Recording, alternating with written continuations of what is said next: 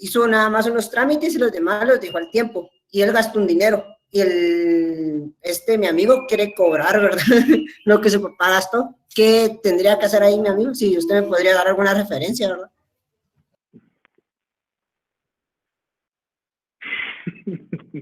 Es complicado el caso. O sea, él gastó, él hizo el trámite. No, el papá de mi amigo hizo el trámite. Y Ajá. empezó el trámite y lo dejó como a medias. No hizo completo porque ya no es como una escritura. No, que no es, no sé cómo explicarle. Sí, porque solo así no lo entiendo. Yo lo que asumo es de que posiblemente empezó a hacer un trámite de escrituración, pero que había intentado todo eso. Sí, digamos, es que hay una escritura, él me enseñó los papeles, hay una escritura donde dice ya quiénes son los herederos y quién era el antiguo propietario del terreno. Ya. Y dejó a medias ese trámite de sucesores, de plano. Exacto, porque ya no terminó ese trámite y él gastó una cierta cantidad de dinero. Entonces ahora mi amigo quiere cobrarle a los herederos como que lo que su papá gastó, ¿verdad? ¿Y él O por no qué se sacó a puede, los demás? porque digamos en las escrituras lo tenía su papá. Entonces él parece que quiere recuperar lo que el papá gastó. Pues ahí se me está pasando de lance, siento yo, por no decir otra palabra fea. Pero, o sea, de que lo puede pedir, pues puede pedir, pero no están obligados nosotros a darle cierta cantidad de dinero, para nada. Y ya si los empieza a amenazar o todo, ya puede caer en extorsión y ya es un delito, entonces ahí sí, ya Mejor que no me iría haga mucho más allá. cabal. Gracias, Lick. De nada. Bueno, ya está grabando la clase, vamos a empezar el día de hoy. Felicidades a ustedes, jóvenes, y fuera bien en el examen. Hay muy buenas notas, en su mayoría, muy buenas notas. Espero que sí sea un reflejo de lo que hemos visto aquí en la clase. Espero de que el examen no haya sido tan fácil, la forma en que se hizo, que se hayan puesto a pensar un poquito, o bastante, porque ese es el rollo, de que pensemos también, no solamente utilizar la memoria, ¿verdad? La memoria como un nivel de aprendizaje al recuerdo, sino que sea, sí, recuerdo y que lleguemos a un nivel de análisis. Por eso es que les puse como ejercicios y ahorita en el examen ustedes debían de identificar el supuesto jurídico o la consecuencia jurídica, y también algunos pues determinar si era pues simple o complejo, ¿verdad? Eso lo hablamos en demasía en la clase, entonces espero que haya sido así. También espero de que no hayan acudido mucho a sus apuntes, ¿verdad? Porque si no, quienes engañan son ustedes, no soy yo realmente. Espero que realmente sí la nota sea el reflejo de lo que ustedes han aprendido. También sabemos de que una nota tampoco refleja lo que sabemos, ¿verdad? Puede ser de que hayan tenido mala nota, pero sí saben, o que hayan tenido una buena nota, pero que esa nota no refleja lo que realmente se sabe o lo que se tenía para el momento. Al final, una nota va a servir para aprobar el curso, pero lo que estamos haciendo es estudiar para el futuro. Recordemos, no estamos estudiando para un parcial, no estamos estudiando para un privado, sino que estamos estudiando para la vida. No nos sirve de que estemos nosotros en la oficina profesional y que nos pidan asesorías de algo y de repente, es que no tengo minutos aquí, ¿verdad? O no puedo chatear con mi cuate en este momento para saber las respuestas, vos cuál pusiste en la 1, cuál pusiste en la 2. Entonces, al final de cuentas les felicito, porque tener esas notas en un primer año, en una introducción al derecho, pues no es fácil. Entonces sí espero que sea el reflejo de que sí se haya aprendido, y también a la larga me satisface sabiendo, esperando, de que sí haya una buena aceptación de mi curso, una buena aceptación de cómo se imparte, que tampoco es la mayor cosa, ¿verdad? O sea, yo estoy aquí para comunicarles lo poco que sé, se los comparto sin envidia de nada, y pues para que ustedes aprendan un poquito más de lo que se sabe. De todos modos, ¿verdad? Que aquí todos aprendemos algo diario, aquí todos. Yo también aprendo mucho con ustedes, aquí diario también investigo más, porque ya sabiendo que ustedes pues, con con las facilidades electrónicas que tenemos, pues ya también pueden buscar la información a granel en internet, y pues eso me obliga a mí a ir más allá de lo que a mí me puedan haber impartido. Entonces, felicidades, insisto, enhorabuena, eso me satisface mucho. Insisto, son muy buenas notas las que hay aquí. Entonces, cambio de tema, diría que el sticker del WhatsApp.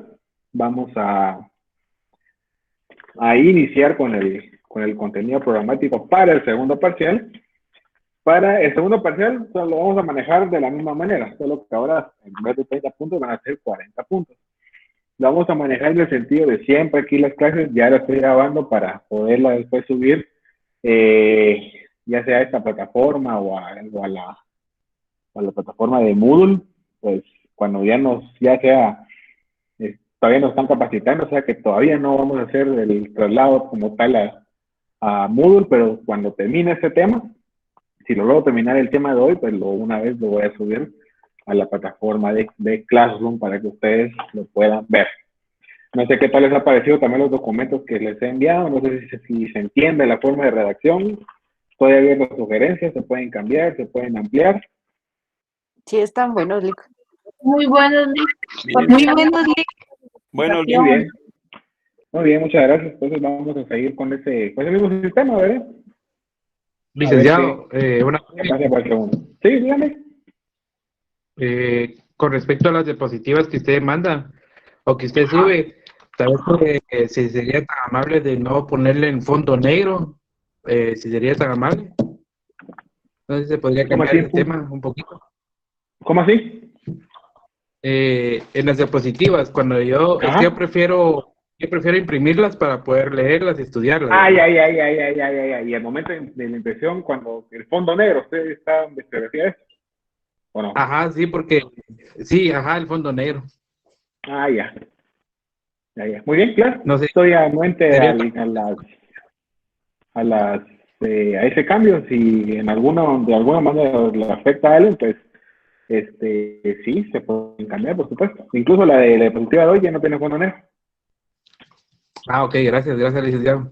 Muy bien, de nada, no tenga pena. Gracias voy a tomar en cuenta la sugerencia de que no, en ciertos momentos pues no es tan cómodo, sí, porque al momento de imprimir sí se pierde mucho, más si se imprime en fotocopiador, se pierde más porque como es en blanco y negro, como se imprime en fotocopiador, no está color, entonces pues sí pierde su calidad, pues, básicamente, y también pues tiende a confundir. Claro, con mucho gusto, mi estimado, voy a tomar en nota para las siguientes diapositivas, pues ya no hacerlas con fondo negro. Bien, les voy a presentar mi pantalla. Vamos a ver el tema del día de hoy.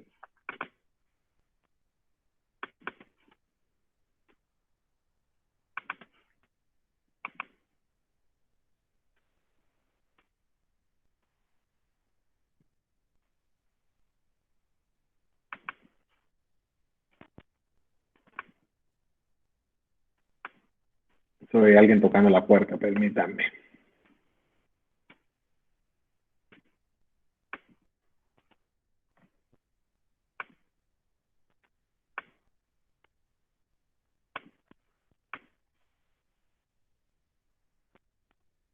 Muy bien.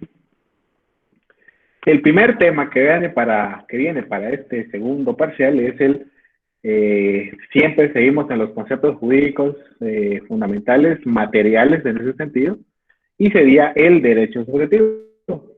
Del derecho subjetivo ya hablamos algo el semestre pasado.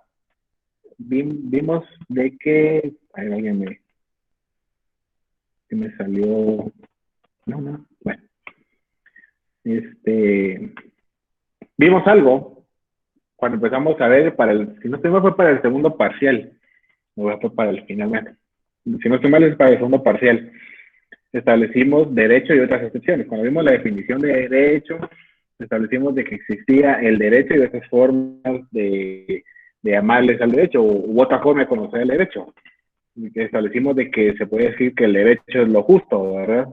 La justicia aristotélica de darle a cada quien lo que se merece de acuerdo a sus capacidades y de acuerdo a su trabajo, porque recordemos de que él era en ese sentido esclavista, entonces él pensaba que la justicia es darle a cada quien lo que se merece, siempre y cuando adecuado al trabajo que realiza en toda la comunidad. Y pues nosotros dijimos, bueno, darle a cada quien lo que se merece, siempre y cuando sea pegado a derecho. También dijimos que para algunos derecho es igual a ley, pero ya establecimos de que el derecho no solamente es conjunto, no jurídico, el derecho es mucho más allá. El derecho es principios, el derecho son valores, el derecho es una ciencia, estudia las doctrinas, también es jurisprudencia. Todo eso que regula la conducta humana dentro de la sociedad es derecho, no solamente es ley. La ley es una parte importante, por supuesto, y más en nuestro sistema positivista que tenemos, pues es muy importante hablar del... No sé quién está queriendo entrar y ya no entra, entonces, por eso me está interrumpiendo. Bueno, entonces, y establecimos también de que existe el derecho subjetivo, que el derecho subjetivo vimos pinceladas, pero ahora sí vamos a entrar a profundidad a establecer el derecho subjetivo. Definamos el derecho subjetivo. El derecho subjetivo dice que es una facultad de hacer. Dice que es una facultad de no hacer. Nosotros, está intrínseco dentro de nosotros el derecho subjetivo. O sea, como que nosotros lo pensamos, ¿será que hago o será que no lo hago? Facultad de no hacer o facultad de hacer. Obviamente dentro del derecho, ¿verdad? Facultad de exigir algo también es un derecho subjetivo. O la facultad de no exigir algo. También tenemos nosotros la facultad de disponer de un bien o de algo como dueño del mismo. Entonces todo eso está dentro de nuestro derecho subjetivo. También decimos de que es la facultad que tiene una persona de ejecutar o abstenerse de ejecutar algo. Exigir o no el cumplimiento de un deber. Aquí abajo tenemos, en resumen como tal, cada uno de los elementos que nosotros podemos establecer a nuestra definición. Nosotros vamos a hacer nuestra propia definición. Aquí yo les voy a dar la definición de derecho subjetivo. El derecho subjetivo es hacer o no hacer. El derecho subjetivo es exigir o no exigir algo. O que nosotros podemos disponer o no podemos disponer de un bien o de algo. Todo eso es el derecho subjetivo. Y todo eso está dentro de nosotros mismos. Aquí les pongo esto a manera de que está dentro de nuestro pensamiento, dentro de nuestro actuar, como que si fueran ideas, ¿verdad? Obviamente aquí trato de graficarlo de esa manera. Porque yo pienso, necesito dinero, ¿será que pido o no pido un préstamo? Ahí es facultad de hacer o de no hacer. ¿Sí? No sé si me van captando o me vayan a entender. O si yo presto dinero, de primero, si lo hago o no lo hago, es que esto se me hace que no me va a pagar. Bueno, se lo va a pagar, voy a confiar en su buena fe. Así como confiaron en mi buena fe de los 20 quetzales, cuando vimos el ejemplo de aquel préstamo que me hicieron de 20 quetzales. Entonces viene y dice, bueno, ¿será que me va a pagar o no me va a pagar? Bueno, ya venció el plazo. ¿Vos, mi mamá, te va a dar el dinero o no? Ese es un derecho subjetivo. Yo tengo el derecho de disponer, de exigir o no exigir, o decirle, me da pena con eso de la pandemia, la verdad me da pena cobrarle, no sé si cobrarle. No, no lo voy a hacer, mejor ahí vamos a ver cómo ahí después lo voy a exigir, lo va a pagar. Entonces ahí yo puedo no exigir el cumplimiento de una obligación. De la misma manera yo puedo disponer de un bien o de algo como dueño del mismo. Entonces, por eso el derecho subjetivo está dentro de nosotros. En nosotros está hacer uso o no de nuestro derecho. Existe una clasificación del derecho subjetivo. Y entre esos tenemos, en primer grupo, decimos de que el derecho subjetivo atendiendo a la conducta. El derecho subjetivo atendiendo a la conducta puede ser de dos maneras. A la conducta propia. La conducta propia se refiere a hacer uso del derecho subjetivo. Hacer uso de nuestro derecho. A eso se le llama facultas agendis. Al derecho. O sea, como depende de nosotros, por eso es atendiendo a la conducta propia, depende de nosotros si hacemos uso del derecho subjetivo o si hacemos uso del derecho. A eso se le llama facultas agendis. Hacer uso del derecho de trabajo, que más que un derecho, pues también es una necesidad, al derecho de salud, o de disponer libremente de nuestros bienes. Nosotros tenemos esa facultad de poderlo realizar. O también podemos no hacer uso del derecho. A eso se le llama facultad de omitir o facultas omitens. Siguiendo, atendiendo a la conducta, aquí es dependiendo de la conducta ajena. Si yo hago un préstamo y la otra persona, entonces ahí yo hago el uso del derecho, ¿verdad? O yo, sí, de disponer de mi propio patrimonio, de disponer de mis propios bienes y de hacer algo. ¿Qué es eso? Otorgarle cierta cantidad de dinero a la otra persona. Esa otra persona, pues ya depende. Si me paga en el tiempo en el cual, si me lo llega a dar, y yo no le pedí ni nada, me lo llega a dar, pues yo no tengo que hacer uso de la facultad de atender a la conducta ajena. ¿Por qué? ¿Por qué? Porque si esa persona no actúa como debiera de ser, entonces ahí sí yo vengo y ya le exijo. A eso ya depende la conducta ajena, si ellos pues cumplen o no con lo ya pactado. Si no cumplen, pues vengo yo y ya uso el facultas exigendi, que es exigir a otra persona. Eso se da cuando recae la obligación a otro sujeto. O también se da, por ejemplo, el derecho del vendedor exigir el pago por un bien. Si yo estoy vendiendo algo, obviamente me tienen que pagar el bien. Entonces, si yo vendo aguas puras o vendo chicles, lo que sea, si yo lo vendo y entrego la mercancía, obviamente espero que la otra persona me pague. Pero ya sea que porque se le va el yoyo, se le va la onda, se le olvida, o porque se hace loco así, agrede, entonces vengo yo, mire, por favor, alguien podría pagar lo del producto que le acabo de dar. Ah, claro, no me estoy buscando. Entonces ahí depende de la conducta ajena. Entonces, en primer término tenemos a la conducta propia, que es nuestra propia conducta, si hacemos o no uso del derecho, si hacemos o no una cierta actuación, o a la conducta ajena, que depende de la otra persona, en el sentido que si no cumple, pues exijo el cumplimiento de una obligación. Entonces, esa es la primera clasificación. La segunda clasificación es atendiendo al sujeto de derecho. Atendiendo al sujeto de derecho, el derecho subjetivo puede ser relativo, cuando el sujeto pasivo, es decir, el obligado, está claramente determinado en una relación jurídica. Por ejemplo, tenemos el contrato de arrendamiento, en el cual una persona, como dueño de un bien, mueble o inmueble, pone a disposición para el uso de otra persona a cambio de una retribución económica. Licenciado, ¿Sí? disculpe una pregunta. ¿Será que si le da en ocultar donde él se deja de presentar, se le quita la pantalla? Es que no se ve Claro. lo demás. Muy bien, ahí estamos, ¿verdad? Gracias. Sí, gracias. De nada, de nada. Entonces, atendiendo al sujeto de derecho, encontramos de que es relativo cuando la relación jurídica. Si hablamos de relación jurídica, pues pongamos de ejemplo un contrato. En un contrato, pues el sujeto pasivo, es decir, el obligado, está claramente determinado. Aquí tenemos el ejemplo del arrendamiento. Ahora ya dije que es el contrato de arrendamiento. Entonces, el arrendatario, quien es la persona que está usando el bien que no es propio y que está pagando por ese mismo bien, pues está claramente determinado quién es el obligado, porque que él es el obligado a pagar. En una compraventa, cuando yo entrego el bien, pues obviamente el sujeto pasivo, en este caso, que es el comprador, está obligado a pagar la mercancía o la mercadería.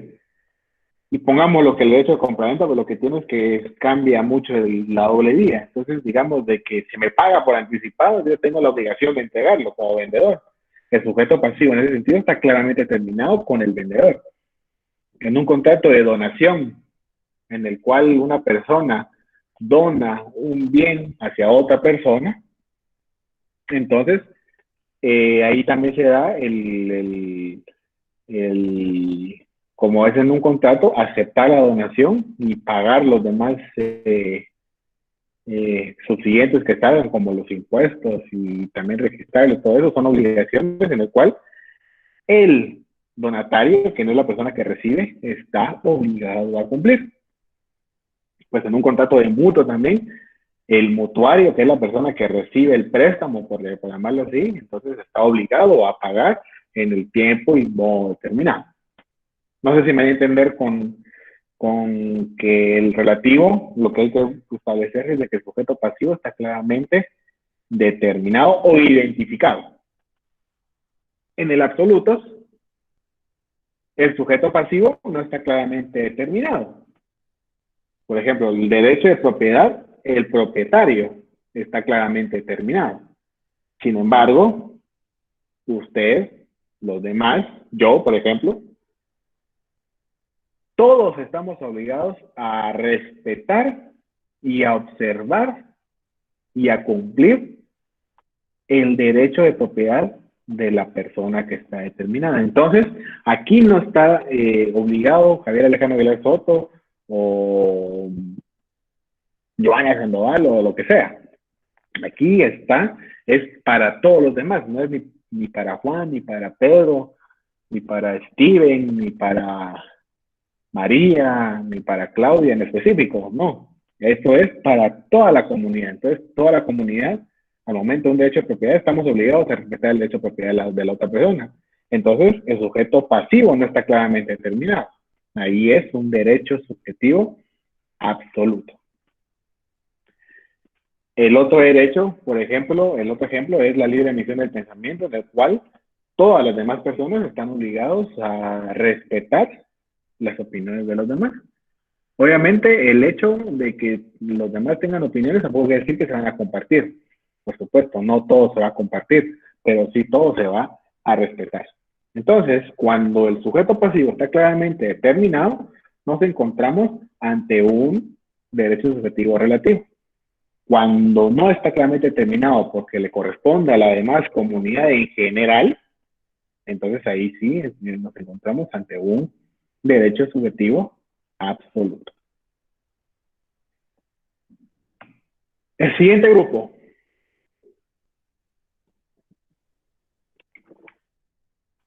Atendiendo a la actividad. Existen dos también, los originarios y los derivados.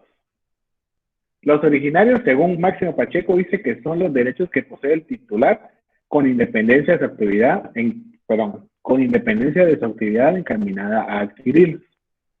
Los derechos originarios, decimos, a manera de entendimiento o un mayor entendimiento, son aquellos que están regulados fundamentalmente en una carta política, o en una carta fundamental, o en un pacto social denominado Constitución. En este caso, la Constitución Política de la República de Guatemala. Entonces, los que están regulados en una norma superior se le llaman originarios. ¿Por qué? Porque esos van a establecerse más derechos subsiguientes o que se derivan de ellos. Por eso existen los derivados. Entonces, un ejemplo que puede ser es el derecho a la vida, el derecho al trabajo, el derecho a la educación, entre otros, a la libre manifestación, a la libre asociación, a la nacionalidad, a los derechos políticos, etcétera, etcétera, etcétera. Entonces, esos son los originarios. Existen los derivados. Dice que según también Máximo Pacheco, parafraseándolo, dice que son los adquiridos en virtud de un hecho del titular. Digamos que el titular son los originarios y los que se derivan de los originarios se denominan derechos subjetivos derivados. Por ejemplo, tenemos el derecho a la vida. Entonces, si tenemos derecho a la vida, yo al ser menor de edad, tengo el derecho de que la persona mayor de edad, es decir, quien me representa a través de la patria potestad por mis padres o por una tutela que no son mis padres, pues tengo derecho a que me alimenten, ¿verdad? Y tengo derecho a alimentos. Y que los alimentos no solamente se refiere a la comida como tal, a la comida o la bebida. Los alimentos se va a referir a todo lo que corresponde a la subsistencia para que un menor de edad pueda subsistir. Háblese de, obviamente, la comida, las bebidas, el vestuario, la vivienda o el techo, la educación, todo lo que sea necesario para su subsistencia es alimentos. Entonces, si yo tengo derecho a la vida, que es el derecho originario, pues se deriva un derecho de alimentos. O también, si ya está el derecho a la vida, pues también tengo derecho a que se me inscriba. Si tengo derecho al trabajo, que además es una necesidad, si tengo derecho al trabajo, pues ahí tengo yo un derecho también de devengar un salario. Entonces, el del derecho al trabajo, como ya lo vimos anteriormente, el derecho al trabajo, pues es el derecho originario, y el relativo, o el derivado, mejor dicho, es el derecho a recibir la remuneración o el salario. El derecho a educación, pues obviamente viene el derecho de que a mí se me pueden inscribir en una institución pública para poder yo estudiar. Ustedes tienen garantizado el derecho a educación. Por lo tanto, tienen derecho también que si se cumplen todos los requisitos, a inscribirse como lo hicieron y lo están haciendo en la Universidad de San Carlos de Guatemala. La grande entre las grandes, aunque le duela a quien le duela, y aunque le duela a todos los de los privados, San Carlos sigue siendo San Carlos. Y también somos incómodos, si no miramos el caso de Bonerge Mejía, que es que quien en vida fue decano de la facultad y pues fue magistrado de la Corte de Constitucionalidad, y pues algunos pocos pertenecientes al pacto de corruptos, pues me parece que mal por lo humano, porque celebraron su deceso. ¿Por qué? Porque les fue una persona incómoda. Y todos los de San Carlos les somos incómodos porque tenemos conciencia social. No perdamos eso, jóvenes. Recordémonos de que estamos estudiando gracias a los impuestos que paga nuestra población. La persona más humilde con comprar algo, bueno, la persona más pobre, la persona más humilde por comprar algo, al pagar el impuesto por lo poco que compre o mucho que compre, eso ayuda para tener un presupuesto y que ese presupuesto vaya a la Universidad de San Carlos de Guatemala y que con eso nosotros podamos estudiar. Entonces, aprovechémoslo también. Entonces, el sentido social nunca se debe de perder. No sé si vamos bien con lo que tenemos, con originarios y derivados. Sí, Lick. Perfecto. ¿Alguna duda o algún comentario o algo que tengan? Muy bien, sigamos. En cuarto lugar, tenemos de que el derecho subjetivo también puede ser atendiendo a su relación con el Estado. Atendiendo a su relación con el Estado, pueden ser públicos y pueden ser privados. Públicos son las facultades que tienen los derechos o las facultades que nosotros, los particulares, vamos a tener frente al poder público. Y obviamente representa una serie de limitaciones, porque recordémonos de que todos los derechos son relativos, no hay derechos absolutos. La excepción de la vida, siento yo por ahí. Bueno, ahorita, porque la pena de muerte pues ya se abolió en Guatemala. Entonces, sí, me parece que a excepción de la vida, todos los derechos son relativos. Entonces, la libertad, por ejemplo, es un derecho político. Es un derecho público, perdón. Nosotros tenemos la libertad de acción, tenemos la libertad de hacer todo lo que la ley no nos prohíba. O también nosotros tenemos la libertad individual, de que si no cometemos algún delito o falta, pues no podemos ir a una prisión, ya sea preventiva o una prisión como pena por una comisión de un delito que no se cometió. O también los derechos políticos, que los derechos políticos son los derechos, palabras más, palabras menos, por ejemplo, elegir o ser electo, pues es un derecho público, que a su vez son los derechos políticos, ¿verdad? Inscribirse en un partido político, poderse afiliar a un partido político, esos son derechos políticos que están regulados, si no estoy mal, el artículo 3 o 4 por ahí, de la aquí está, ley electoral de partidos políticos. Artículo 3 de la ley electoral de partidos políticos establece, son derechos y deberes inherentes a los ciudadanos respetar y defender la Constitución Política de la República, inscribir en el registro de ciudadanos y obtener el documento de identificación personal que le faculte para poder ejercitar los derechos y cumplir con los deberes que se refiere el presente artículo, elegir y ser electo, ejercer el sufragio, optar a un cargo público, velar por la libertad y efectiva del sufragio y la pureza del proceso electoral, defender el principio de alternabilidad y no reelección en el ejercicio de la presidencia y vicepresidencia de la República. O sea, aquí está muy, muy claro, ¿verdad?, de que si mi papá fue un golpista de Estado, pues yo no puedo ser candidato a presidente o vicepresidente de la República, ¿verdad? Eso es lo que limita, esa es la limitación que nosotros establecemos. Desempeñar las funciones electorales para que sea designados. Entonces, esos derechos pueden ser suspendidos y a su vez también se pueden recuperar y se pueden, pues, perder. Lick, disculpe, en el ejemplo que usted estaba poniendo de si mi papá fue un golpista, ¿es solamente, me afecta a mí solamente si estoy reconocida o por el hecho de llevar su sangre? Si no estuviera reconocida, pues me Pues tiene que afecta. estar, pues ahí hay un vacío legal, porque si no está reconocida legalmente no hay parentesco. Ah, ok, gracias, Lick. Ahora, si yo sé de que usted es, pues tendría que oponerme a la inscripción y ya irnos a un juicio de parentesco, y en lo que sale el juicio de parentesco, pues ya ahí se establecería el Tribunal Supremo Electoral si tiene o no tiene impedimento constitucional. Pero si no está ni científicamente comprobado y bajo un juez estableciéndose la patria potestad de el parentesco, pues si nadie sabe y nadie lo supo, pues obviamente ahí está que sí se puede, ¿no? Por ejemplo, ¿no? O sea, que a mí nunca me reconoció mi papá y él fue golpista, pero no llevo su apellido ni nada y nadie lo sabe, pues obviamente yo puedo ejercerlo, ¿verdad? Pues ese es un tipo de vacío legal que se le llama ausencia de ley, en el cual el legislador no puede prever todos los acontecimientos.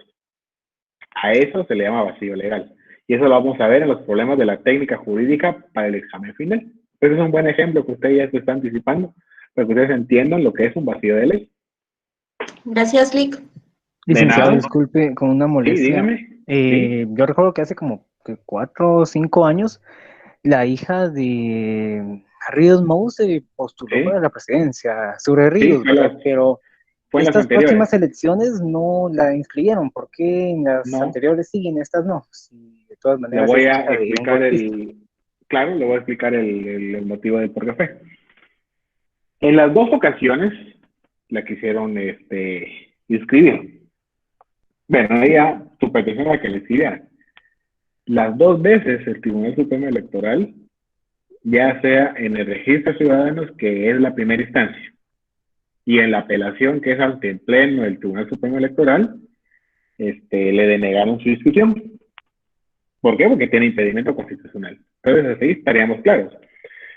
Pero en Guatemala pasa el sistema de que como está la Corte de Constitucionalidad y como tenemos el amparo y el uso abusivo del amparo, entonces ellos iniciaron un amparo. Entonces el amparo lo enviaron a la Corte Suprema de Justicia y la Corte Suprema de Justicia dijo, pues no, ella tiene el derecho tiene el derecho humano de elegir y ser electa, ¿verdad? En todo eso lo que pasó, se quedó ahí, se apeló la resolución, del Tribunal Supremo Electoral apeló esa sentencia de amparo ante la Corte de Constitucionalidad, donde al final llega todo, pero como la Corte de Constitucionalidad no resolvió en tiempo, se dieron las elecciones. Entonces, como anteriormente se lo habían denegado, el Tribunal Supremo Electoral, cuando Suri Ríos apeló, esa apelación, como la Corte Suprema de Justicia dijo, pues sí tiene derecho, ordenó al director de Registro Ciudadano del Tribunal Supremo Electoral su inscripción. Entonces, como se apeló, pero la apelación no tiene efectos de suspender el acto como tal. Es decir, de suspender esa inscripción. Entonces el Tribunal Supremo Electoral apeló, pero el tiempo siguió, ¿verdad? O sea, los plazos siguieron y se dio a cabo la elección. Ya cuando la Corte de Constitucionalidad iba a resolver, pues ya se había llevado a cabo la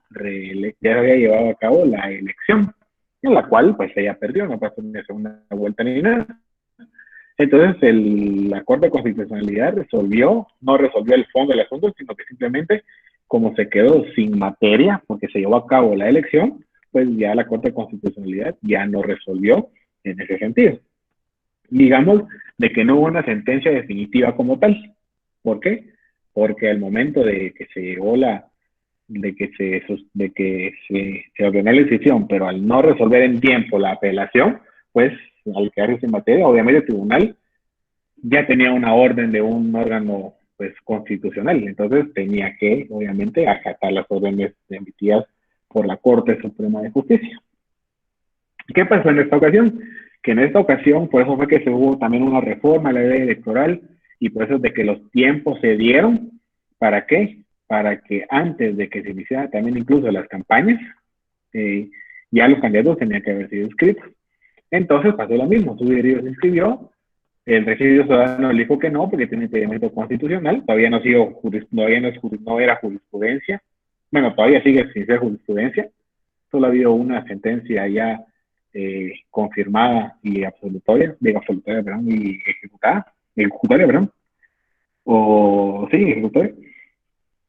Bueno, pero una sentencia que ya no se puede pues apelar. Entonces vino el director, le dijo no, tiene impedimento. Ella apeló ante el Tribunal Supremo Electoral.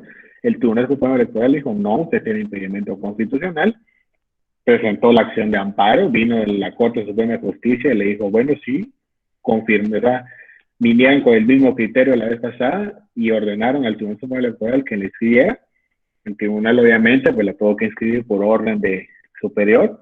Y vino la Corte de Constitucionalidad, porque el Tribunal Supremo apeló esa resolución y el Tribunal Constitucional, en apelación, dijo, tiene impedimento constitucional. Entonces ahí ya existe el primer antecedente, y por eso fue de que la otra vez sí pudo participar, y por eso fue que esta vez no pudo participar. Hay que esperar otras 2 resoluciones al final de cuentas para sentar la jurisprudencia y que ya sea, pues, ya sea la necesidad, ¿verdad?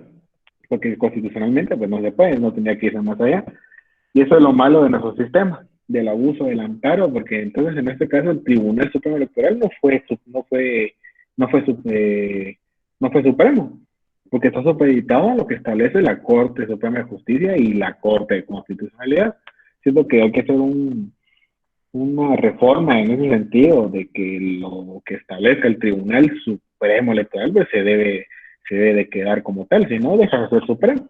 Obviamente, si existen resoluciones ilegales, pues hay medios establecidos e idóneos para pues ir más allá de lo que denuncias o algo así por alguna comisión de delito, abuso de poder o algo así, pero ya estar usando el amparo como que si fuera una otra apelación, pues es lo que yo siempre estaba en contra. Por eso, porque ya puedo participar. Le agradezco mucho. Muy Y aquí bien, vamos nada. también para un punto de tesis, ¿verdad? ¿Se puede hacer un punto de tesis con ese gran tema? Pues podría hacerse el punto de tesis con eso de establecerse, yo a mi criterio, de hacer una reforma a la ley de amparo, decisión personal y constitucionalidad, en virtud que el uso abusivo del amparo llega a que entonces los órganos jurisdiccionales no son supremos. Incluso la Corte Suprema de Justicia, estableciéndose con la Corte de Constitucionalidad, a ese momento la Corte Suprema de Justicia ya no es supremo.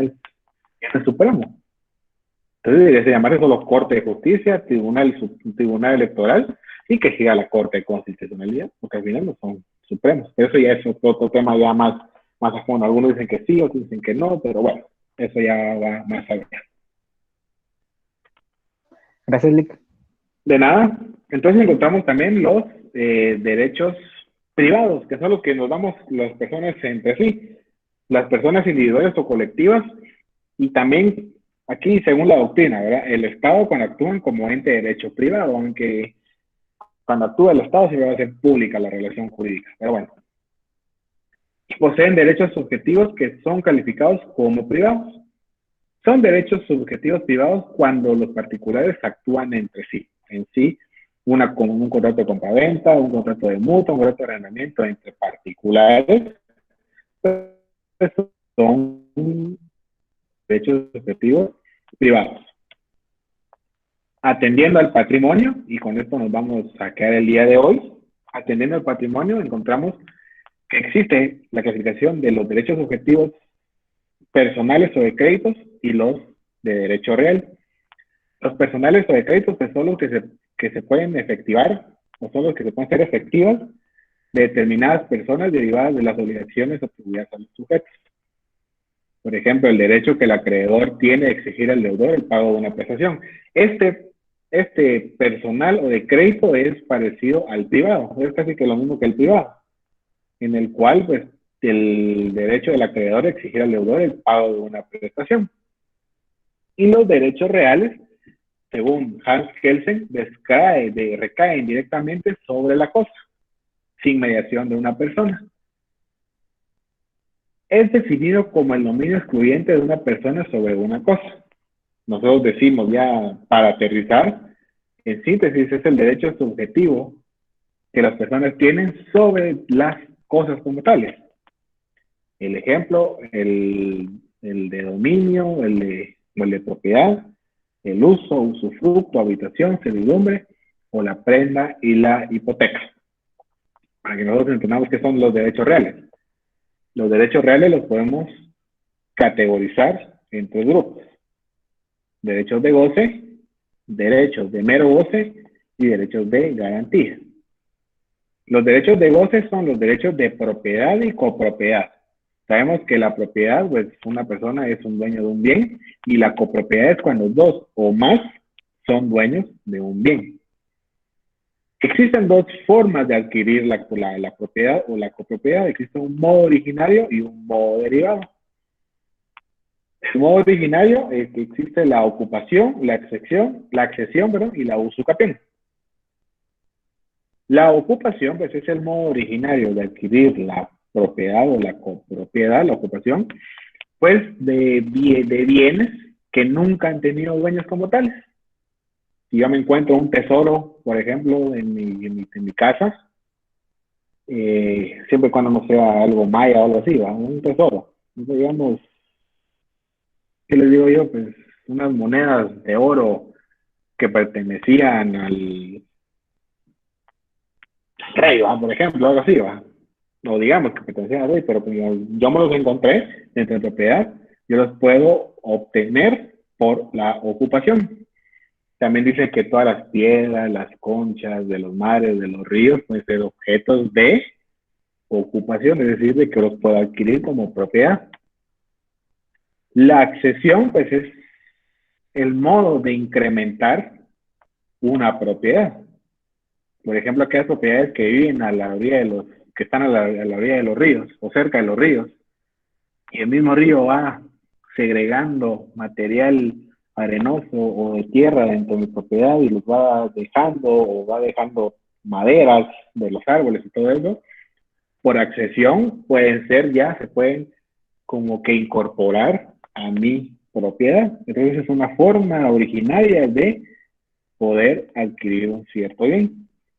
Y tenemos la usucapión, que la usucapión es el modo de adquirir un bien inmueble por el transcurso del tiempo. Es decir, bienes en el cual se tiene la posesión porque no se ha tenido dueños como tales. Entonces yo los puedo adquirir por medio de la usucapión y yo tengo que tener en posesión ese bien por 10 o más años. Eso sí, también quiero que seamos claros al sentido de decir, es que la ley dice que si yo vivo en una casa por 10 años ya es mía. No es cierto, porque esa casa tiene un dueño que el arrendante, obviamente, pues se la da a un arrendatario. Se dan aquellos casos muy antiguos, que por ejemplo sí existe un dueño y firmaron un papel muy viejito, firmaron un papel y con ese papel, mira, yo te lo vendo por tanto, vale. Entonces ahí se va.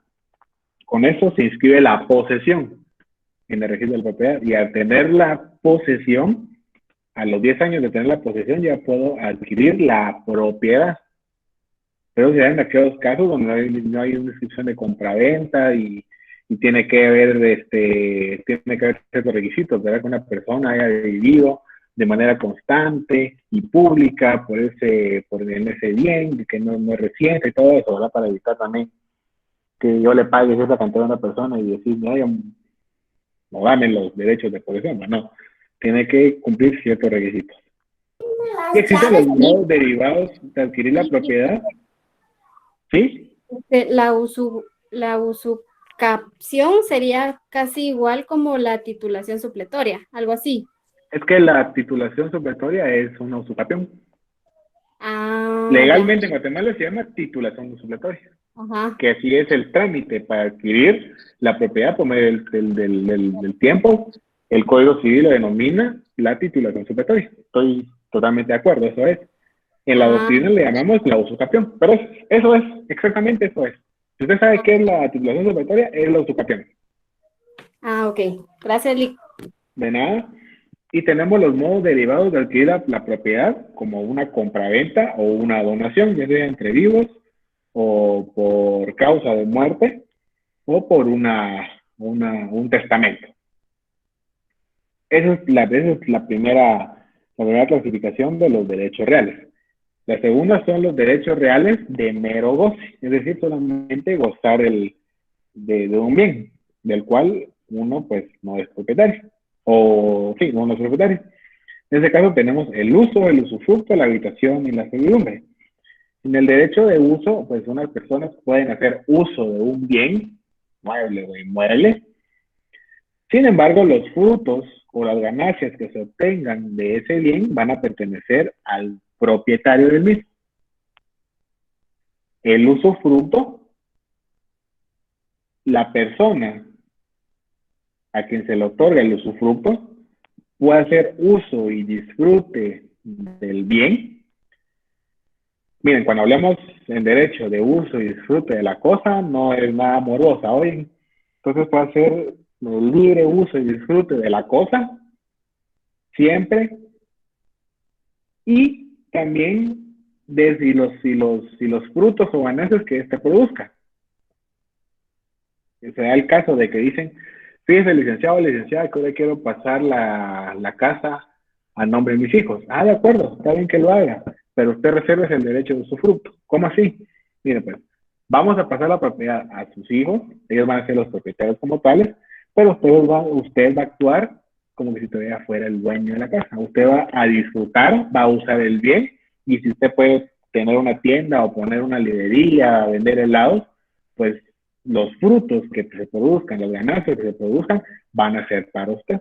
O sea, usted va a seguir actuando como si fuera dueño, solo que en papeles el dueño va a ser su hijo o su hija. Ese es el usufructo. La habitación, Lick, que la habitación una es para... pregunta. ¿Sí? Disculpe. ¿El usufructo se puede romper? No. Sí se puede, O sea, puede ser, miren, puede ser por plazo determinado. Se ujú. puede dar en usufructo hasta 25 años o más de 25 años. Pero si no se establece un plazo determinado, se va a considerar que es vitalicio el usufructo. ¿Se puede quitar el derecho a usufructo? Pues sí, a través de una escritura pública, pero las dos personas deben de estar de acuerdo de que se puede quitar el usufructo. A través de una escritura Ya. pública. Renuncia o la revocación del usufructo. Lick, Ya. Gracias. Sí, el de nada. Estado puede dar usufructo y también lo puede quitar. Sí, sí, claro. El Estado como propietario de un bien puede hacer puede hacer el uso del derecho de usufructo. O se puede dar al Estado y al Estado reservar el derecho de usufructo. Se puede hacer totalmente también. Gracias, Lick. Licenciado, nada. disculpe, ¿el usufructo en qué artículo se tipifica? Sobre los 25 años, perdón. Lo voy a buscar con tiempo y lo miramos en la siguiente clase, porque sí termino con esto. Pues si Está lo bien, oye, si me licenciado, permite, gracias. lo voy a ubicar. ¿Cómo se queda, licenciado? Gracias, le agradezco mucho. Gracias. Encontramos la habitación, que la habitación pues también lo vamos a dar nosotros como propietarios para que una persona pueda como su nombre lo dice, habitar en el mismo o autorización para que pueda poner un negocio o una oficina.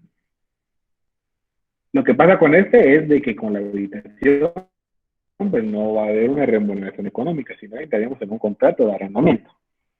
Y pues la servidumbre, como ya lo hemos visto antes, pues la servidumbre es un derecho real de mero goce en el cual una persona da parte de su propiedad para que la otra persona se pueda servir de ella.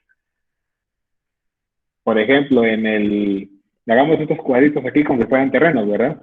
Entonces, en la entrada está, la calle principal pasa a donde están las líneas puntiagudas, a la par del negocio, a la izquierda del negocio.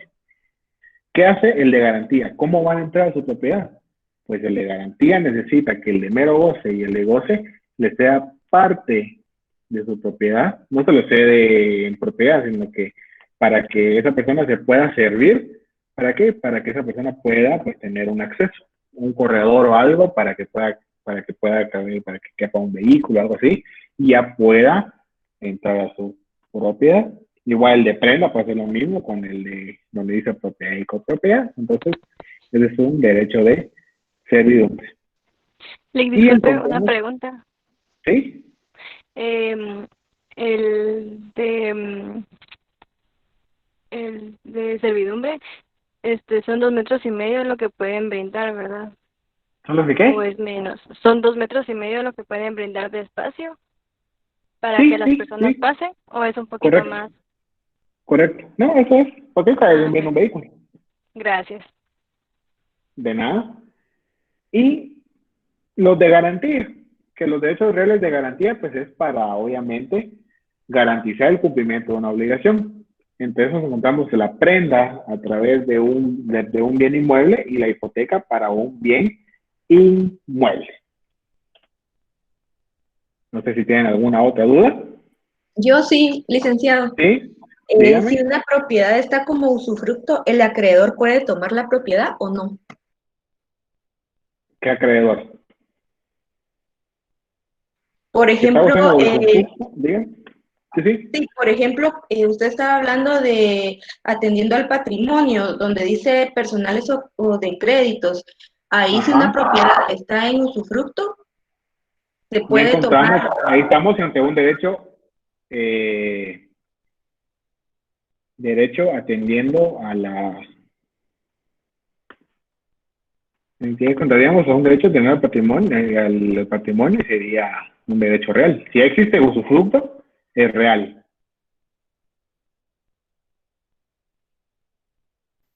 Una pregunta. ¿El usufructo, el que tiene el usufructo, puede arrendar el bien? Sí. Ah, bien. Gracias. ¿Y las ganancias para él? Gracias. Ese es el tema del usufructo. Mira, el usufructo está regulado a partir del artículo 703.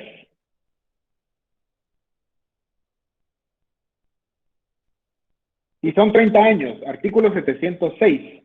El usufructo no puede exceder de 30 años. Cuando la constitución del usufructo no se fije tiempo para su duración, se entiende constituido por toda la vida del usufructuario. El usufructo que no sea vitalicio y el constituido a favor de personas jurídicas no podrá exceder de 30 años, salvo que se trate de bienes nacionales, en cuyo caso podrá ser hasta 50 años. Artículo 706, para nuestro amigo que nos había preguntado, ahí está regulado. El plazo que se le había dado mal, les había dado 25, pero no, son 30, 5 años más.